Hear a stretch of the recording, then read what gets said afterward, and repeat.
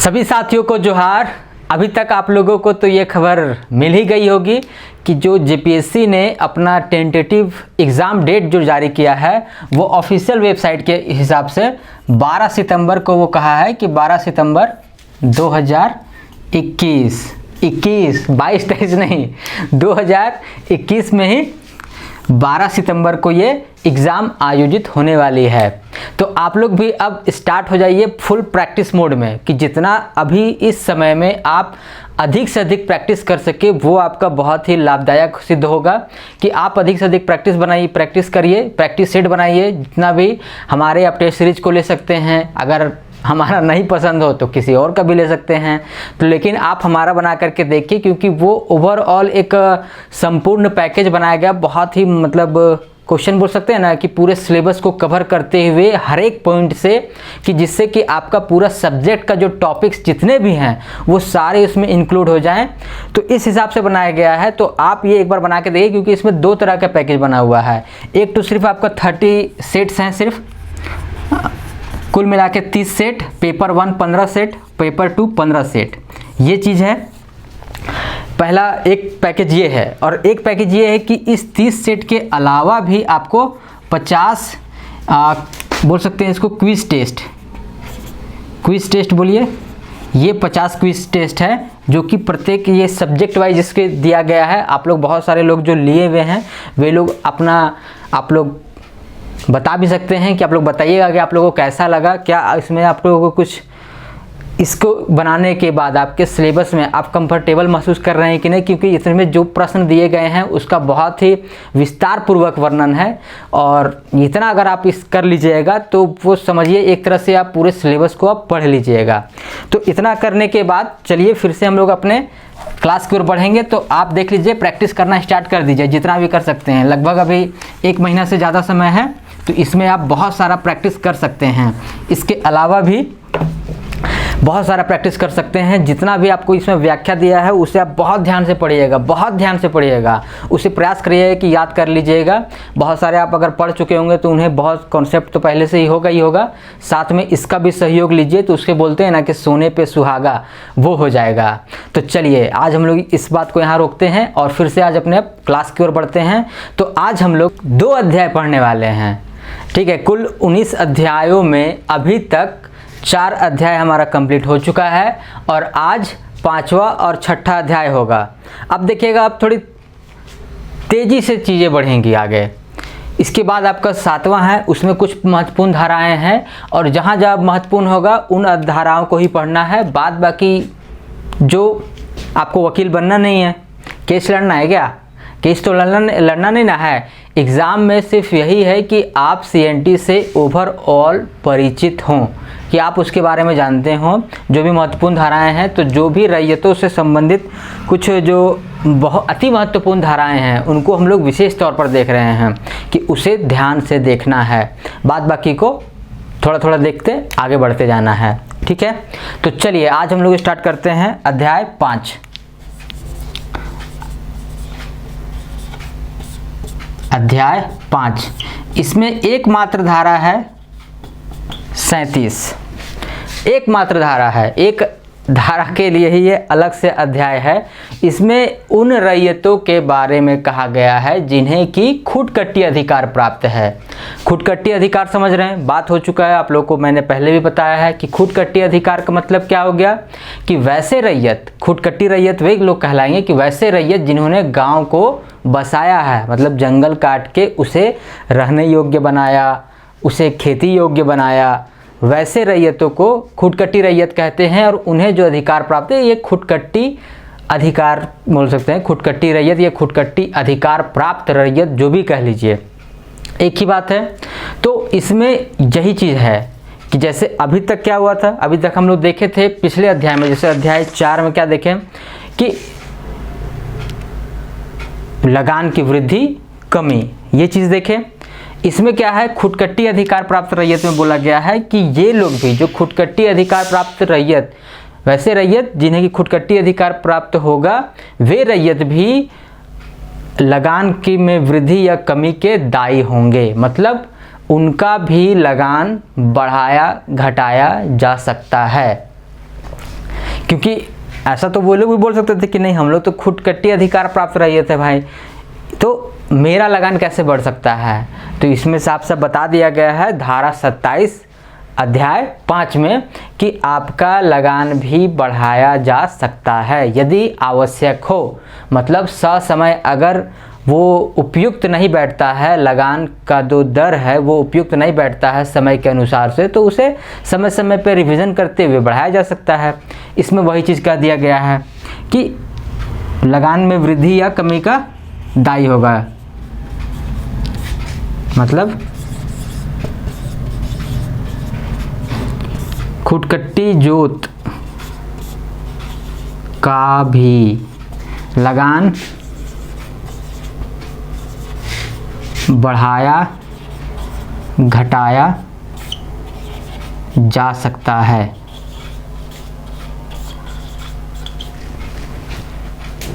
आप लोगों को साफ साफ दिख रहा होगा या इंक कमी लग रहा होगा तो थोड़ा सा रुक जाइए, 1 मिनट, इंक थोड़ा डाल दें। इसमें एक चीज़ देखिएगा, एक चीज़ है कि किस कंडीशन में नहीं बढ़ाया जा सकता है, ये भी एक प्रावधान है।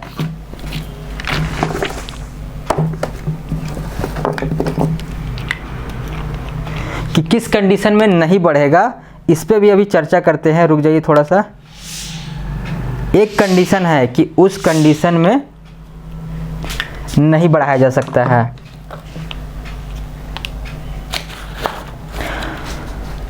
वो कंडीशन है, देखिए क्या, कि यदि कोई खुदकट्टी गांव या फिर कोई खुदकट्टी भूमि इस अधिनियम के लागू होने के 20 वर्ष पहले, कोई खुदकट्टी जोत इस अधिनियम के मतलब CNT के लागू होने से पहले 1908 11 नवंबर 1908 से 20 वर्ष पहले, अगर 20 वर्ष पहले अर्थात 1888 या उससे पहले कोई जोत का निर्माण कर दिया गया है और वह किसी अधिनियमिति के अंदर उसका लगान तय किया गया है, तो उसे बढ़ाया नहीं जाएगा।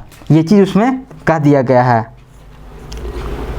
कि यदि वो 1908 के जो CNT लागू हुआ, यदि उससे 20 वर्ष पहले वो भूमि तैयार किया गया है तो वो और किसी करार के अंतर्गत उसका जो लगान है वो निश्चित किया गया है, तो वो लगान नहीं बढ़ाया जाएगा। एक कंडीशन सिर्फ यही दिया है कि इस कंडीशन में नहीं बढ़ाया जा सकता है, नहीं तो साफ साफ कह दिया है कि इसका भी लगान बढ़ाया या घटाया जा सकता है। तो किस कंडीशन में नहीं बढ़ेगा कि यदि वो जो भूमि है या जोत है वो इस अधिनियम के लागू होने से 20 वर्ष, कम से कम 20 वर्ष पहले तैयार की गई हो या उससे भी पहले, और किसी संविदा या करार के अंतर्गत आती हो, उस समय में ये लगान उस पर वृद्धि नहीं की जाएगी।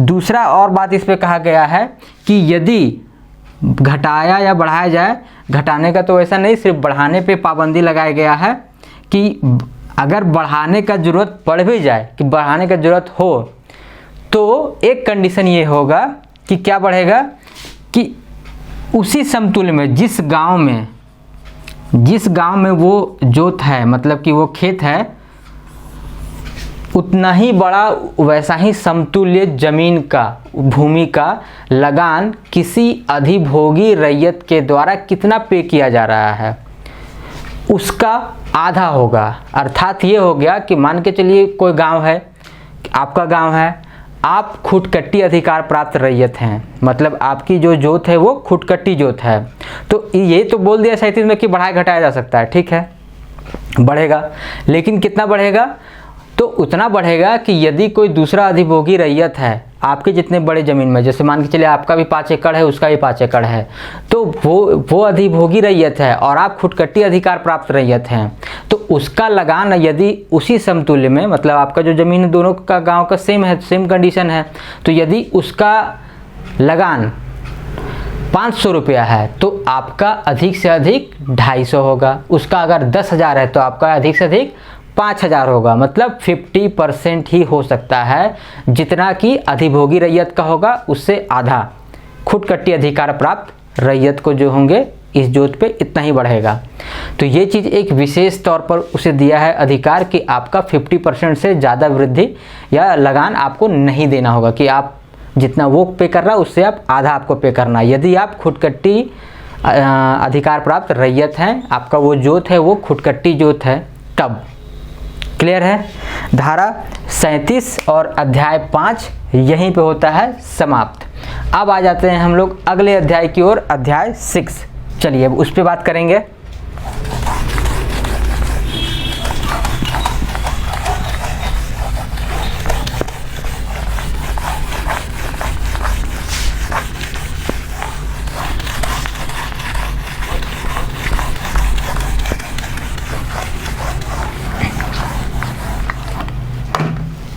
चलिए अब आ जाते हैं हम लोग अगले अध्याय की ओर,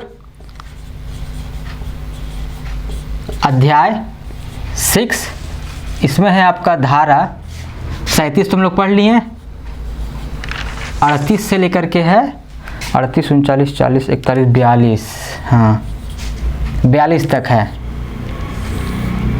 38 से लेकर के 42 तक है, इतना ही धारा इसमें है। अब इसमें क्या है, जैसे अध्याय 4 में हम लोग पढ़े थे अधिभोगी रैयत, अध्याय 5 में हम लोग देख लिए खुदकट्टी रैयत, अब अध्याय 6 में है अनाधिभोगी रैयत। इनके बारे में प्रावधान है। अनाधिभोगी रैयत, इस पे हम इसका डिफिनेशन हम लोग कर चुके हैं। अनाधिभोगी रैयत मतलब वैसे रैयत जो कि पट्टे पे कृषि कर रहे हैं, उसे अभी तक अधिभोगाधिकार प्राप्त नहीं हुआ है। अधिभोगाधिकार प्राप्त कब होगा, जब वो 12 वर्षों से अधिक समय तक का कृषि कर लेगा, तब उसे अधिभोगाधिकार भी प्राप्त होगा। जब तक वो उतने साल नहीं किया है तब तक वो अनाधिभोगी की श्रेणी में जाएगा। और उसके बारे में क्या क्या प्रावधान हैं हमारे CNT में, इसे देखते हैं। तो सबसे पहले है आपका धारा 38, धारा 38। ये सिंपल सा बोला है कि उसका लगान तय करने के विषय में बोला गया है इसमें, कि प्रारंभिक उसका जो लगान है वो क्या होगा। 1 मिनट, प्रारंभिक लगान या पट्टा ये बोला गया है। तो ये इसमें सिंपल यही प्रावधान है कि उसका लगान कैसे तय होगा। तो सिंपल बोल दिया गया है कि जो कि भूस्वामी और अनाधिभोगी रैयत के बीच करार हुआ हो, मतलब जो भी एग्रीमेंट हुआ है उन दोनों के बीच, ये उसका लगान वही होगा, इसका दर यही होगा। इस पे कोई इंटरफेरेंस नहीं है कि भाई आप लोग अपना देख लीजिए कि कितना आप लगान दे सकते हैं, कितना आप ले सकते हैं। ये दो लोग मिल के अपना एग्रीमेंट कर लेगा और उसी हिसाब से अपना तय करेगा। एग्रीमेंट या जो भी है लीज पे दे, पट्टा पे दे, तो जो भी उस करार पे, उस पट्टे पे, जो भी एग्रीमेंट पे जो भी होगा दर तय, वो उसे पे करना होगा। ये धारा 38 में। 39 में है अनाधिभोगी रैयत की, ये छोड़ दीजिए, ये इंपॉर्टेंट नहीं उतना। धारा 40, धारा 40 में है कि धारा 40 में देखिए क्या चीज़ है कि अनाधिभोगी है, उसका भी तो लगान है वो घटाया बढ़ाया जा सकता है। आखिर अधिभोगी रैयत का जो लगान है उसको बढ़ाने के लिए पूरा देखिए कितना आर्टिकल था, 25 से लेकर के 30 तक, उसके बाद 31 से लेकर के 33 तक अगर अतिरिक्त भूमि है तो कमी के लिए तो फिर 34 से 35, 33 का 34 और 35 इतना था, हम लोग पढ़ चुके हैं। उसके बाद अभी तक हम लोग सारा कुछ देखते ही आ रहे हैं कैसे बढ़ेगा और घटेगा। तो अनाधिभोगी रैयत है, उसका भी तो हो सकता है कि लगान बढ़ाया या घटाया जाए। तो उसका बढ़ाने का तरीका है कि किसी भी अनाधिभोगी रैयत है, ये है आपका धारा 40 में, धारा 40 में है ये बात कि किसी भी अनाधिभोगी रैयत का लगान वृद्धि किस कंडीशन में बढ़ेगा। तो बढ़ने का एक कंडीशन है कि रजिस्ट्रीकृत करार के माध्यम से ही बढ़ाया जाएगा, या फिर धारा 42 के अधीन अभी आएगा कि उसका पूरा अभी डिटेल में आएगा कि किस किस कंडीशन में बढ़ सकता है। और अगर नहीं बढ़ाने के लिए तैयार होता है तो उसको बेदखल भी किया जा सकता है, ये भी हम लोग आगे पढ़ेंगे।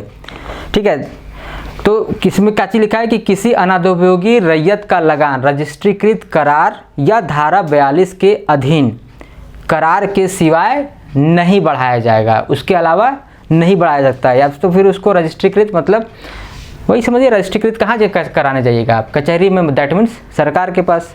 तो उसके माध्यम के अलावा आपको उटपटांग तरीके से आप बढ़ा नहीं सकते हैं। यह धारा 40 में है। 41 में क्या है कि वे सभी आधार, इसमें आधार बताया गया है कि किस किस बेस पे अनाधिभोगी रैयत को बेदखल किया सकता है। आखिर हटाया भी तो जाने का प्रावधान होना चाहिए कि ऐसा नहीं कि 4 साल के लिए फिर उसके बाद बोले हट पे नहीं करेंगे, या फिर दिए लेकिन वो काम ठीक से नहीं कर रहा है, जितना उससे तय हुआ था कि भैया आप हमें इतना रुपए देंगे, या फिर कृषि का 40% जो उपज है उसका 40% देंगे, लेकिन वो दे ही नहीं रहा है। 2% दे करके सब घपला मार दे रहा है, 10% दे रहा है, बाकी सब साइड कर दे रहा है।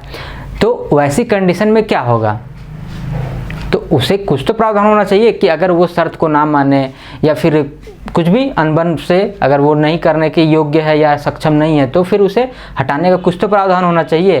तो उसी के लिए धारा 41 बोला गया है। इसमें बेदखल का प्रावधान बताया गया है कि बेदखल अनाधिभोगी रैयत को, एक मिनट,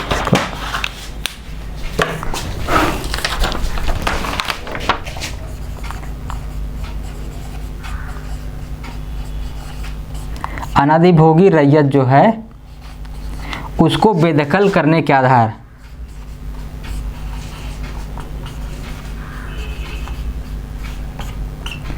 आधार क्या क्या हो सकता है, तो उसका आधार देख लीजिए आप।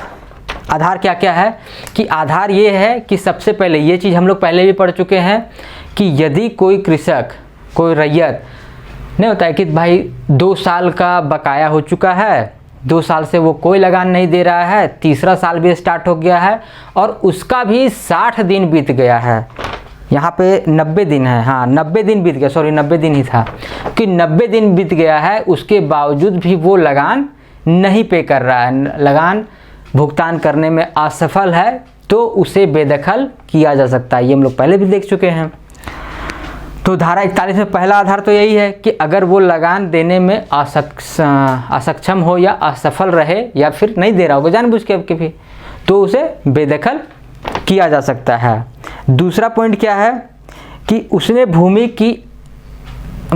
का इस तरह से उपयोग किया है कि वो स्थानीय प्रथा या रूढ़ि के खिलाफ हो या फिर उससे भूमि का मूल्य ह्रासित हो, मतलब ये हम लोग पढ़ चुके हैं धारा 21 में, तो भी उसे क्या होगा, बेदखल किया जा सकता है कि यदि कृषि के अलावा वो अन्य रीति से या अन्य प्रकार से वो भूमि का उपयोग करता है जिससे कि भूमि का मूल्य कम हो रहा है, घट रहा है, ह्रास हो रहा है, या फिर वो स्थानीय प्रथा या रीति के खिलाफ हो, तो भी उसे बेदखल किया जा सकता है। ये आधार है। तीसरा क्या है कि अगर उसने, मतलब उसके और भूस्वामी के बीच जो करार हुआ था, जो एग्रीमेंट हुआ था, जो उसकी हम लोग धारा किस में देख लिए हैं, धारा 39 में देखे ना जी, धारा 38 में, कि 38 में ही था ना कि जैसा उसके बीच और भूस्वामी के बीच करार होगा वैसा उसको लगान पे करना होगा। तो वही बोल रहा है इसमें कि यदि उसके और भूस्वामी के बीच हुए करार को भंग करता है, जो भी एग्रीमेंट हुआ उसको वो तोड़ता है, तो उसे बेदखल किया जा सकता है। या फिर चौथा बोला है कि पट्टे की अवधि, लीज़ की जो टाइम पीरियड है लीज़ का, वो भी अगर समाप्त हो जाए, या फिर पट्टे की अवधि बोल सकते हैं इसे, कि अगर वो समाप्त हो जाए तो भी उसे बेदखल किया जा सकता है कि 4 साल के लिए दिए थे, अब मन नहीं है कि तुमको आगे बढ़ाया जाए, उसको बेदखल कर दिए। ठीक है, तो इस प्रकार से है। और लास्ट इसका जो बोला है कि धारा 42 के अधीन अवधारित उचित व सामयिक लगान का भुगतान करने के लिए सहमत होने से इनकार कर देता हो। अभी जैसे धारा 42 में है कि उपायुक्त को ये पावर देगा कि भाई उचित और सामयिक लगान का निर्धारण करे, अगर वो नहीं उसके इनकार करता है तो उसे बेदखल किया जा सकता है। और धारा 42 में वही चीज़ बताया है। ये तो धारा 41 में हो गया कि धारा 41 में क्या चीज़ बताया गया, बेदखली का आधार बताया गया है। और धारा 42 में बेदखली की शर्तें, धारा 42 में क्या है, बेदखली की शर्त। तो बेदखली की शर्त में क्या है, बस सिंपल सा वही कि भाई अगर करना हो तो कैसे होगा, अगर ये कंडीशन होगा तो भूस्वामी भाई आवेदन दे देगा, उपायुक्त पूछेगा अपना पर्याप्त कारण दो, पर्याप्त कारण नहीं देगा बेदखल कर दिया जाएगा। तो यही सब इसमें पूरा दिया हुआ है कि क्या क्या शर्त होगा। तो बेदखल जो किया जाएगा वो 42 की शर्त के अनुसार किया जाएगा। इस पे आधार याद रखिएगा, बेदखली का आधार है अनाधिभोगी रैयत से संबंधित, इतना ही था ये 38 से लेकर के 42 तक। 38 में क्या था आपका कि लगान भुगतान करेगा अधिभोगी रैयत उस दर से जो उसके और भूस्वामी के बीच करार हुआ है। 39 इंपॉर्टेंट नहीं था। 40 में था हमारा रजिस्ट्रीकृत करार के द्वारा उसका लगान बढ़ाया जा सकता है, ये चीज़ था रजिस्ट्रीकृत करार के माध्यम से।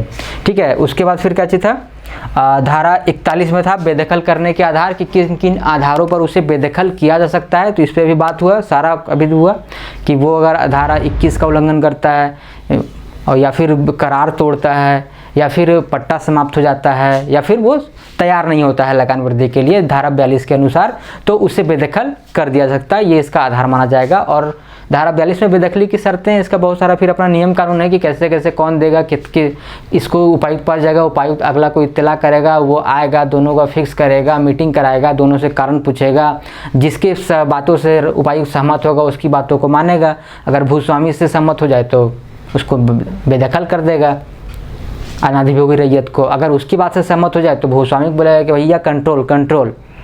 ठीक है, इसे भी ये अधिकार है जीने खाने का, आप ज़बरदस्ती इसको हटा नहीं सकते हैं। जितने समय के लिए आप लीज पे दिए हैं, पट्टे पे दिए, उतना करने दीजिए, वो ख़त्म हो जाएगा, उसके बाद हटा दीजिएगा।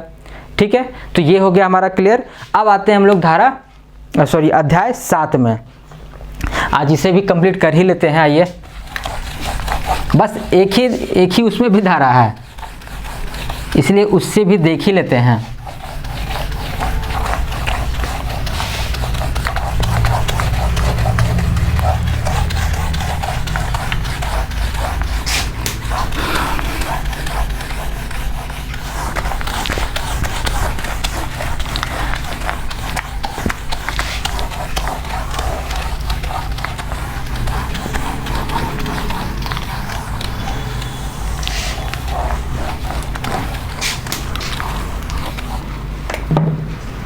चलिए अब आ जाइए अध्याय 7 में। अध्याय 7 में भी सिर्फ एक ही धारा है, वो है धारा 43।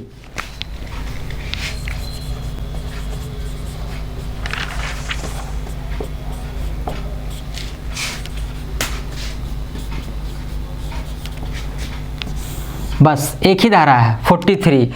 इसमें एक प्रावधान है सिर्फ, इसमें बोला गया है उन विशेष कंडीशनों को कि भूमि स्वामी की विशेषाधिकार भूमियों पर अध्याय 4 और अध्याय 6 की बातें प्रभावित नहीं करेंगी। ये बात है इसमें, मतलब अर्जन उसका नहीं होगा। विशेषाधिकार भूमियाँ देखिए कि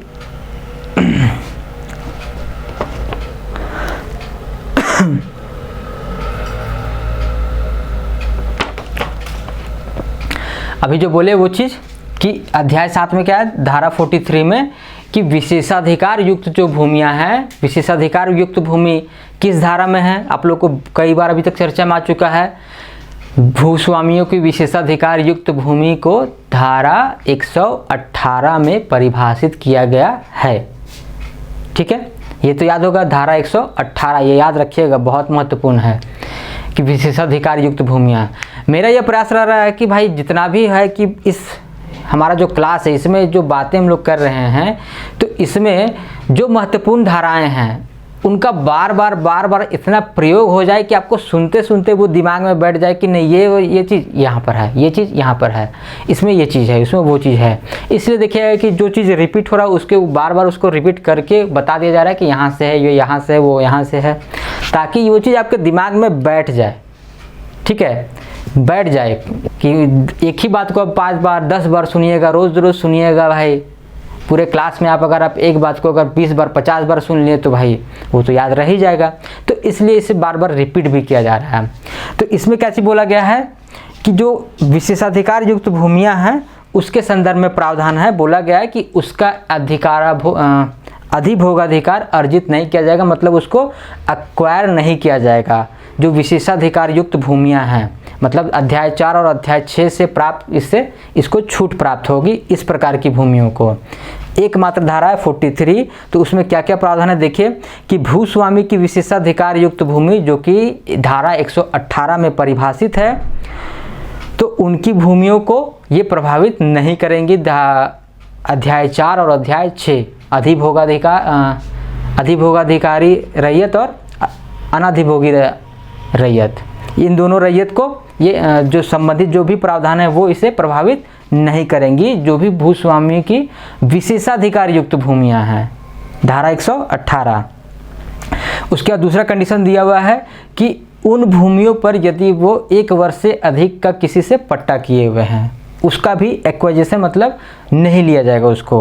और तीसरा एक कंडीशन बताया हुआ है कि यदि वहाँ पे लोक स्वास्थ्य के उन्नयन मतलब कि उन्नति के लिए कोई समझिए स्वास्थ्य केंद्र टाइप का कुछ खोल दिया गया है, या फिर कृषि को बढ़ावा देने का कुछ स्थापित किया गया है, कोई संस्था, कोई बैंक टाइप से औद्योगिक आर्थिक मतलब उन्नति के लिए कोई विधि के अधीन गठित कोई ऐसी निगम, कोई कंपनी अधीन निगम नहीं होता है भाई, कॉरपोरेशन, तो उसके लिए अगर वो भूमि उपयोग में आ रही है, मतलब लोक जन कल्याण के लिए अगर वो भूमि उपयोग में आ रही है, तो उसको भी एक्वायर नहीं किया जाएगा।